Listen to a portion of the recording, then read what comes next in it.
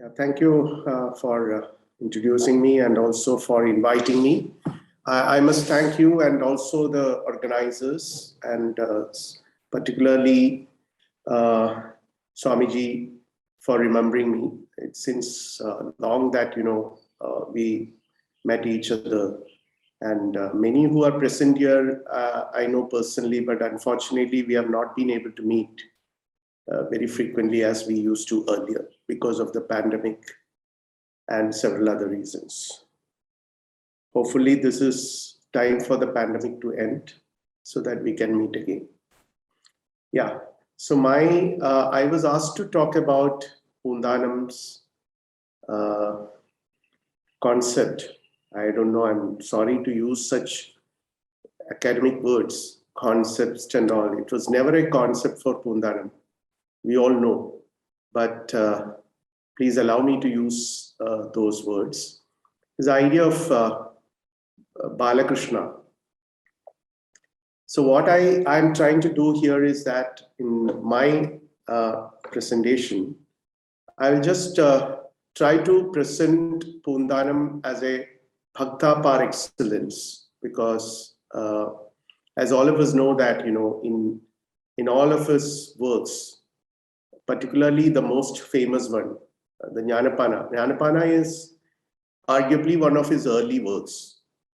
And there is a little bit of biographical information that is required, and also a little bit of historical information, since Poonthanam is a very important poet in Malayalam, but unfortunately is not very familiar to many others outside Kerala. So I'll just try to very briefly present the historical context and also a little bit of biographical information about him. The historical context is Poonthanam is a 16th century poet, okay, and he was a contemporary of, that's a very important information, he was a contemporary of two other important and more celebrated poets. One is Tunja Tezhuthachan, who is hailed as the father of Malayalam language. Bhasha Pidav, we used to call him in Kerala. There are ample reasons for that. It's not that, the language Malayalam was not there before Tezhuthachan. It was there before Tezhuthachan. There is a reason why he is known as the father of Malayalam language. And that's because of his contributions to philosophy. Because Tezhuthachan himself was a great thinker, a great philosopher, and a great Advaitin, a great Vedantin and an Advaitin. Poonthanam, and apart from Tezhuthachan, Melpattur is another poet who lived in Kerala around the same time, but largely composed his works in Sanskrit.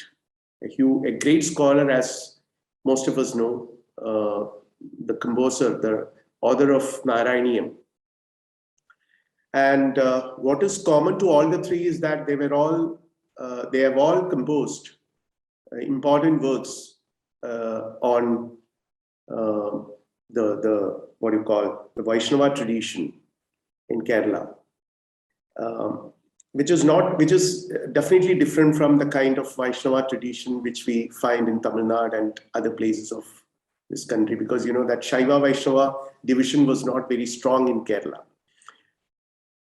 Okay, so so that was around 16th century. We could find the evolution of this language, in where language people started using not only for day-to-day conversation, but also for conveying philosophical ideas and very important other information about life.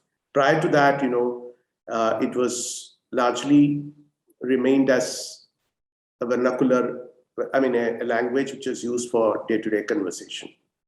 And whenever people wanted to say something, whenever they want to convey something important, they used to do that in Sanskrit. But around 16th century, poets started using it, and in Tezhuthachan, that is one reason why Tezhuthachan has given a new direction to this this whole evolution of this language, in the history of the evolution of this language, with very solid philosophical foundations. His Harinama Kirtanam is the best example for that, which can be comparable to the one of the solid works, philosophical works written in local vernacular, and is Kilipata, the Ramayanam Kilipata and Mahabharatam, particularly the Ramayanam Kilipata, Adhyatma Ramayanam Kilipata. Poonthanam was, on the other hand, more towards the Bhakti aspect, more towards the devotion, the Bhakti aspect, which we would find in Eഴുത്തച്ഛൻ as well, but not. Eഴുത്തച്ഛൻ is an excellent scholar also. That scholarship, that exhibition of scholarship, we don't find much in Poonthanam. Rather, his focus is more on Bhakti. So that makes him more important in today's context, in the present context here. And when it comes to the idea of Krishna Bhakti, and with more specifically on Balakrishna, the young Krishna, the kid, there are two important other people. There is one more person, is Villumangalam Swamiya. Okay, but he has also composed some works, but not very famous as a poet as Poonthanam is. Poonthanam became very popular because of his Jnanapana, which is a household kind of a thing. Like any Keralite would be knowing something about Jnanapana, at least some lines, some stanza of Jnanapana. Okay. And so this was the time Malayalam evolved as an independent language from the clutches of Sanskrit and Tamil. It was sort of developing its own vocabularies and its own ideas, its own conceptual horizon, by presenting certain very complex philosophical concepts in the local vernacular. So we have to situate Poonthanam in this context. Now, about the biographical information, I'm not going to present a very detailed biography of Poonthanam. That's not very important for me here. What is interesting is that, at least what is relevant to our this presentation is that, an information which all of you may be knowing, at least some of you definitely will be knowing, is that Poonthanam's three important works composed by Poonthanam. One is the Sandana Gopalam Pana. Pana is a kind of genre which is written in Malayalam.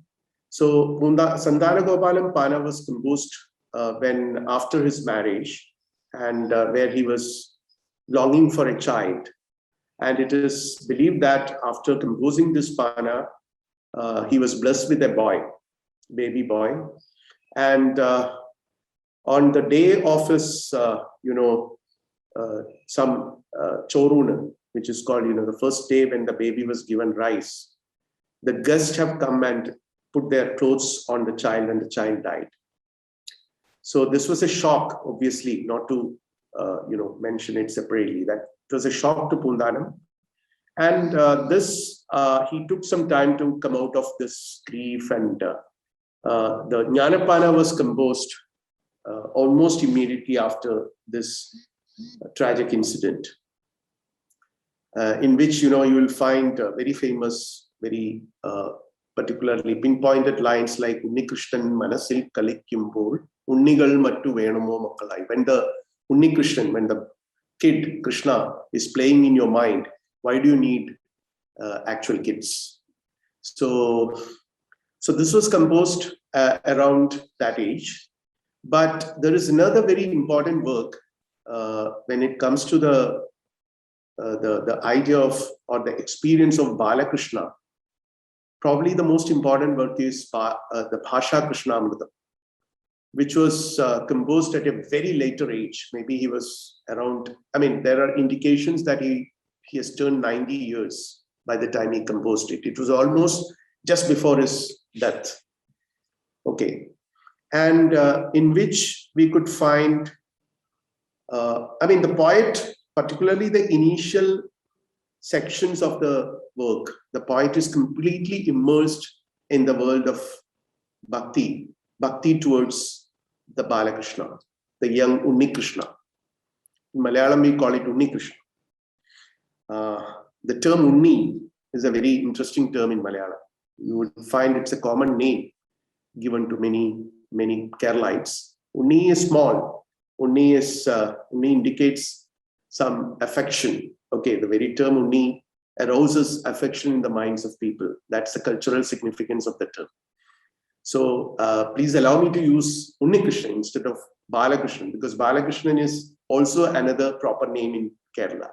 But Unni Krishna sounds more, I mean, it's rather closer to the image of the kid Krishna. Okay, so I'll be using the word Unni Krishna rather than Balakrishna, right? And okay, and the work is about Bhakti. Most of the works which were composed by Poonthanam was dealing with Bhakti. And what is a little bit of Bhakti? When you talk a little bit of Bhakti, about Bhakti, you know, what is so peculiar about it is that it's an experience which is beyond reason. Like it's not the result of a philosophical contemplation. It's beyond reason. It doesn't need and the support of, I mean, you can of course rationalize Bhakti, but that's again a philosophical business. But for a Bhakta, it's not a philosophical quest. It's rather an experience which goes beyond reason, which takes him or her beyond the rational capacity, the rational categories of the human mind. So, the interesting aspect is that one who is really rational finds it difficult to be a Bhakta. So I'm not saying that you would find a clash in such people. See, for example, the classic example is Shankara, who is rational to the core, no doubt about it, because he's arguably the greatest philosopher India has produced, no doubt about it. But at the same time, you know, he is also composed some of the most beautiful Bhakti kirtanas in Sanskrit. Bhajagovindam is one example, but even in Bhajagovindam you would find his philosophy. So the prominent aspect is his philosophy rather than Bhakti. It's not a Bhakti Kavya. Bhajagovindam is not, it's more a philosophical treatise than a Bhakti Kavya. Okay, he was actually narrating, he was actually discussing the idea of Bhakti, what is the importance of Bhakti. Even in his interpretation of Bhagavad Gita, you would find it. So, so my point is that, the point which I'm trying to argue is that one who is rational finds it difficult to be Bhakta, and the path of reason is different, because reason follows a very different path. Reason is a tool if you go through the literature in epistemology, we'll find how reason is employed by the human mind in order to arrive at certain kind of knowledge about the world in which one lives. Because, you know, the rational world or the rational experiences have got their limitations. So reason is a kind of a faculty which the mind employs. It's a kind of a software. Reason is a software which the human mind employs in order to gather information and knowledge about this world, so that we can make our living. We can cope up with it in a more useful manner. So this is what we do. On the other hand, Bhakti is not a tool like reason. It's not a faculty like reason. It's rather, I would call it an anubhuti. Okay, some sort of an anubhuti, which in Sanskrit, in Shankara's terms, aparoksha anubhuti. Bhakti is a kind of anubhuti. It's an experience of fulfillment, and you can't rationalize it. Probably you cannot really. I mean, you can of course rationally explain Bhakti, but you cannot rationalize Bhakti. You cannot explain your experience, because it's an anubhuti. So, and in Indian tradition has accepted Bhakti Yoga. I mean, the term Bhakti Yoga itself suggests that it's considered as one of the yogas. And yoga, as the term indicates, means union. So somewhere, it indicates that this Bhakti can be used, or Bhakti takes us to some form of union with the absolute reality, which is self-realization, which we call self-realization. Bhakti takes us to the realization of the self, and it tells you, there is a reason, or rather, it tells you to live in this world with a specific aim, with the aim of flourishing in this world, with the aim of experiencing, with the aim of attaining certain higher levels of experiences, which is called anubhuti, which is the Advaitins would call it Brahma Sakshatkara or whatever. So a Bhakta would say that it is Ishvara Sakshatkara, or the aim of experiencing God. Whether it is Brahma Atma Aikya experience or Ishvara Sakshatkara, whatever it is, at the experiential level, there might be hardly any difference. Okay, so when we try to understand bhakti, or when we approach the concept of bhakti, we know that there are scholars have mentioned that there are several types of bhakti, like Shravana, Kirtana, Smarana, Padasevana, Archana, all kinds of different ways in which bhakti can be practiced, or bhakti manifest in human experiences of bhakti. Okay, and one interesting thing is that we will find all this in Poonthanam, in his works.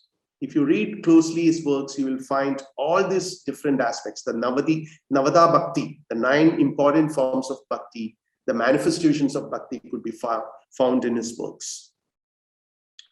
So I'll just come to that a little bit later. Now, what I'm trying to argue is that, why the Unni Krishna, the Balakrishna, the kid, is what is the significance of the kid in that entire context of Bhakti Yoga?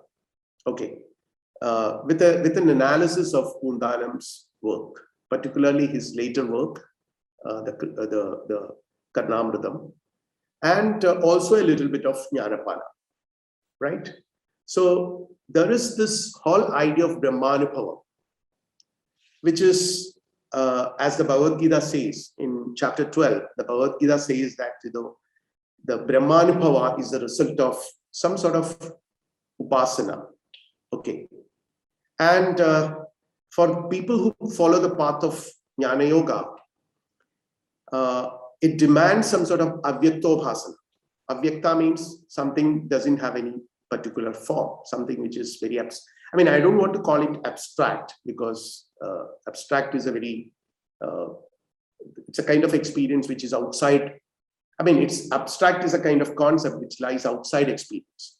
But Brahmanupava is our experience. It's the highest form of experience. It's a kind of anubhuti which Indian tradition talks about a lot. And the person, the yogi, who has attained this Brahmanupava through Avyaktobhasana is understood as a Nischala Chitta, one with a static consciousness, whose consciousness is unaffected, like an ocean, the famous metaphor of ocean in Bhagavad Gita. Apuryamanam ajala pradishtam samudra. So it's like a samudra. It's like an ocean to which water from several sources approach, but remain unaffected by these waters, which reach it through several sources, through lakes and other several sources, rain, lake.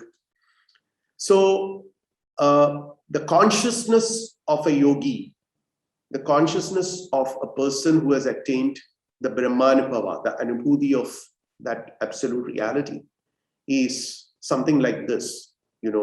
And Bhagavad Gita says that it's dukkeshu anadignamana, sukheshu vidaspriha, vidaraga bhayakrodha stidadir muniruchade.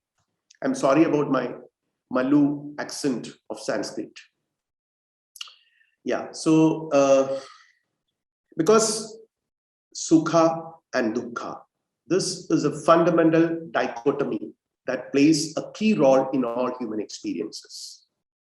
Sukha and dukkha. We are either here or there, or we seek this and try to avoid that. This is called karma. The approach, or something which humans try to attain sukha and avoid dukkha. And that process, that phenomenon is called karma. And according to the Indian tradition, karma is one of the mahavishas, great poisons that would contaminate the human self or human everything about man. So vidaraga bhayakrodha, it's beyond all such emotions, all such fearful experiences. Raga bhayakrodha, ragadis, the 6 ragas or 8 ragas, whatever. So stidadir muniruchade, static. So why this experience is preferred for a yogi? So the yogi seeks to attain this experience because for the sake of shanti. Nothing but for the sake of shanti, peace. Bhagavad Gita again says, Nakti buddhiratasya nacha yuktasya bhavana nacha bhavayadat shandira shandasya kudasukam.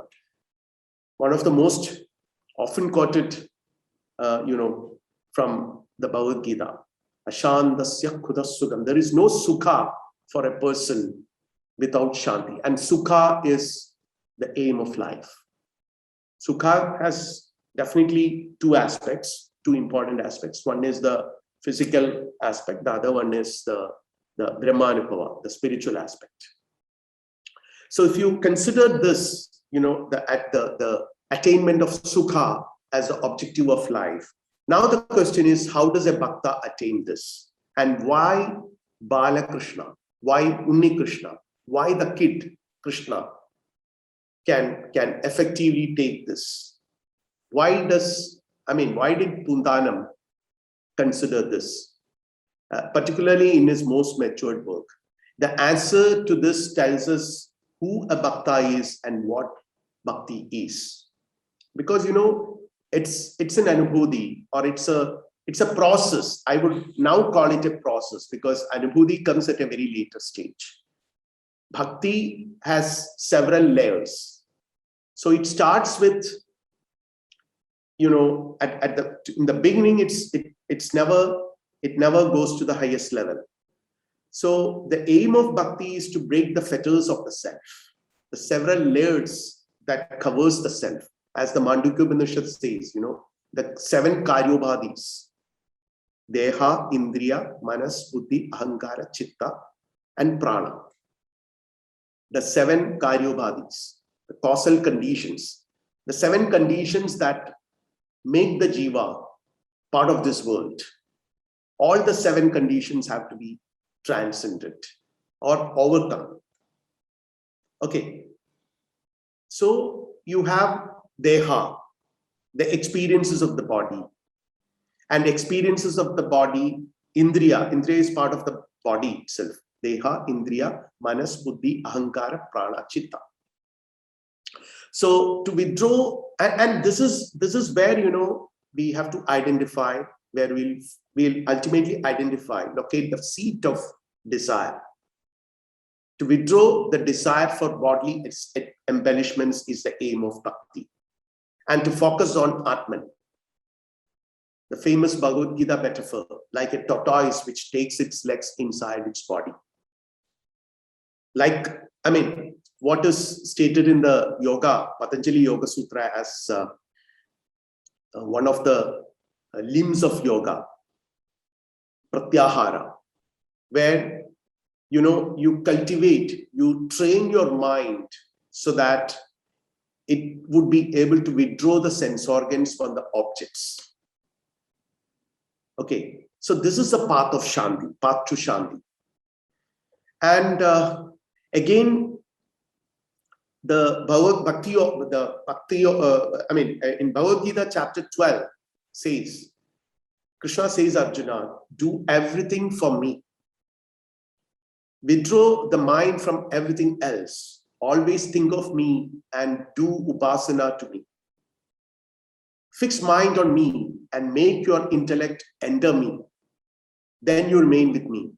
To fix mind on me is to practice yoga, which is not very easy. Abhyasa is not very easy. So Krishna says, if that is not possible, to practice, perform all actions for me. You have to perform, because as long as you are in this world, you cannot be an akarmi. You would be performing karmas. So, but then perform those karmas for me. So this is what is expected from a bhakta: selflessness, egolessness, the overcoming of ahankara. And this lead to, this whole attitude of performing all actions for the Lord leads to egolessness. This ultimately leads to sarva karma phala tyaga, which points to the sadhana chatushtaya of the Vedantis. Nitya, anitya, vastu viveka, shama, damadi, sadhana sambat. Sorry, iham uttrartha phala bhoga viraga. That's the most important part. Iham uttrartha phala bhoga viraga. Phala bhoga viraga. So detachment, viraga, towards the result, fruits of action. So phalatyaga. So tyaga can be cultivated only if you are it can be easily cultivated if you are a bhakta, because you do it for the Lord. So you don't desire anything. So that in phenomenology, we call it suspension. We bracket it. We are suspending the self. We are suspending the jiva. Not the self, not the atman, but the jiva. We are suspending the jiva and do things not for the jiva, but for the Lord. Since we continue to do it for the Lord, slowly we cultivate this culture of sarva karma phalatyaga. Okay. And bhasha karnamrutam, that is why I said, this work of Poonthanam, which is arguably, which I believe is his later work, probably is arguably the last work composed by him. Because, the very language itself is very difficult. Different from Jnanapana's language.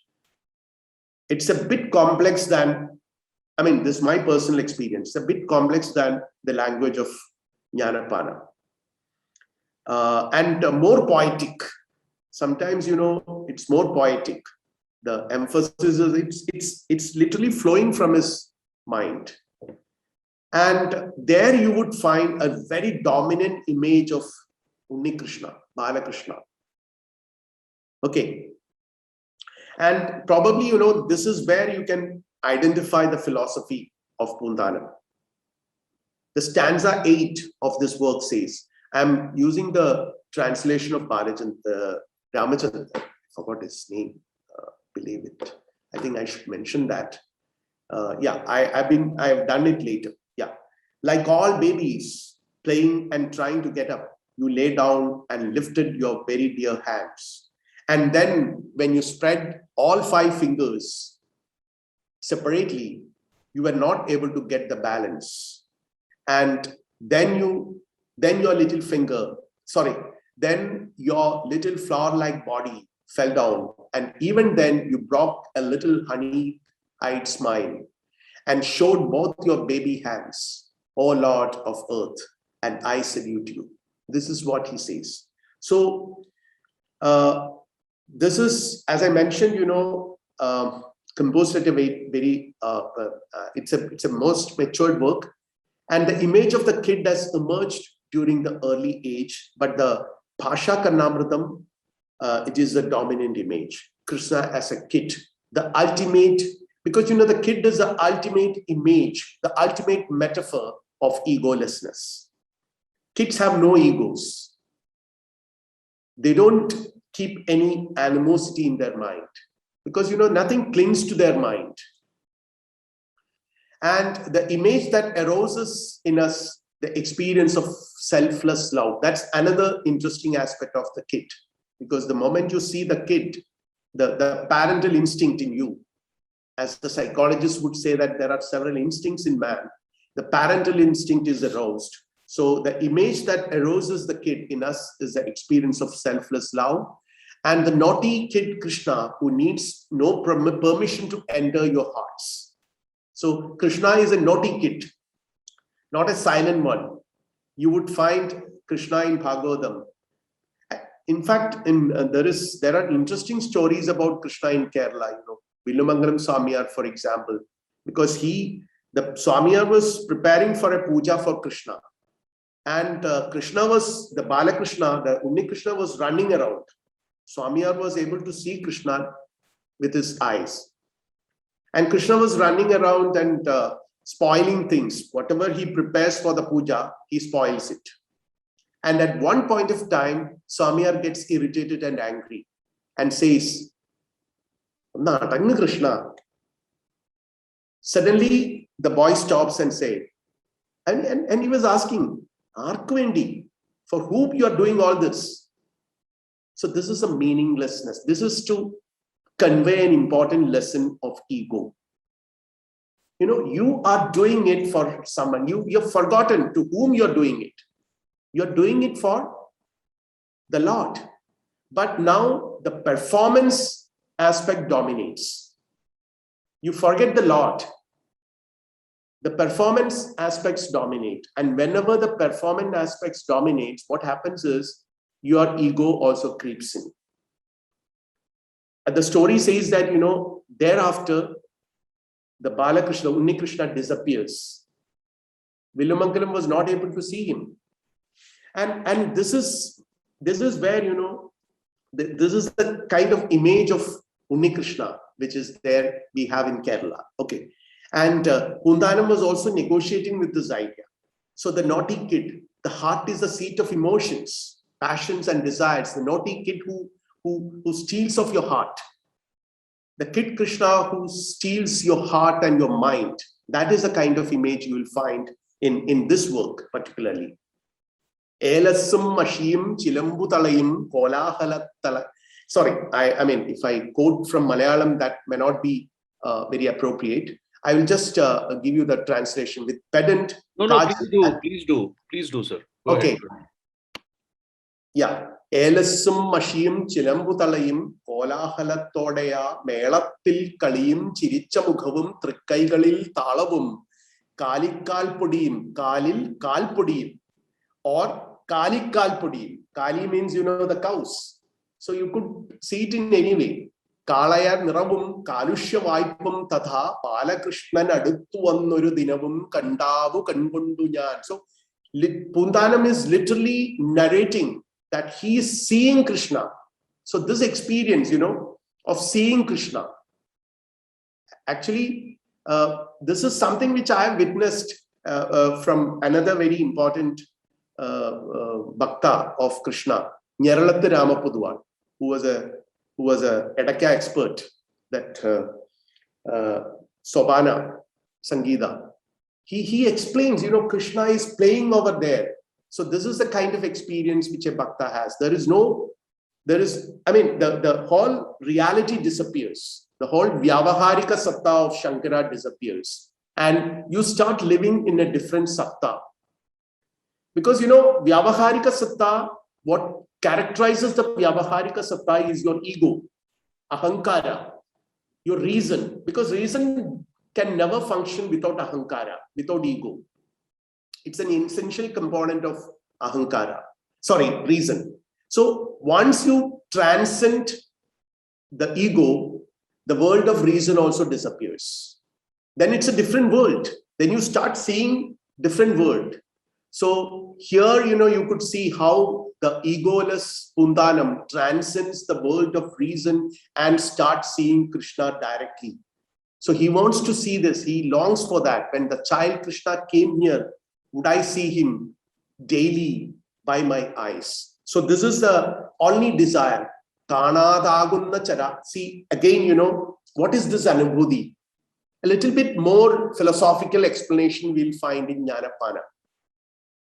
The anubhuti of Bhakti, which is his early work, which is more philosophical, which is more profound in terms of philosophical content. He says, this anubhuti, that the anubhuti of Bhakti, what happens is the complete egolessness manifest.